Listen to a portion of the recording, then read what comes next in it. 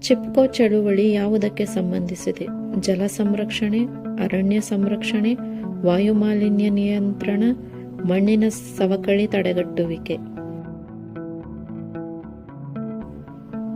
ಉತ್ತರ ಅರಣ್ಯ ಸಂರಕ್ಷಣೆ.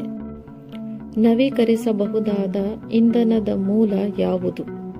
ಕಲ್ಲಿದ್ದಲು, ಪೆಟ್ರೋಲ್, ಸೌರಶಕ್ತಿ, ನೈಸರ್ಗಿಕ ಅನಿಲ.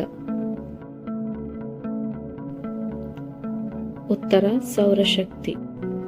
ಮರುಬಳಕೆ ಎಂದರೇನು? ವಸ್ತುಗಳನ್ನು ಸುಡುವುದು, ವಸ್ತುಗಳನ್ನು ಮಣ್ಣಿನಲ್ಲಿ ಹೂಳುವುದು, ವಸ್ತುಗಳನ್ನು ಬಳಕೆಗೆ ಸಿದ್ಧಗೊಳಿಸುವುದು, ವಸ್ತುಗಳನ್ನು ನದಿಗೆ ಎಸೆಯುವುದು. ಉತ್ತರ ವಸ್ತುಗಳನ್ನು ಬಳಕೆಗೆ ಸಿದ್ಧಗೊಳಿಸುವುದು. ಹಸಿರು ಮನೆ ಪರಿಣಾಮಕ್ಕೆ ಕಾರಣವಾದ ಅನಿಲ ಯಾವುದು? ಆಮ್ಲಜನಕ, ಸಾರಜನಕ, ಕಾರ್ಬನ್ ಡೈಆಕ್ಸೈಡ್, ಜಲಜನಕ. ಉತ್ತರ ಕಾರ್ಬನ್ ಡೈಆಕ್ಸೈಡ್. ಓಝೋನ್ ಪದರದ ಸವಕಳಿಗೆ ಮುಖ್ಯ ಕಾರಣವೇನು? Carbon dioxide, chlorofluorocarbon, sulphur dioxide, nitrogen oxide.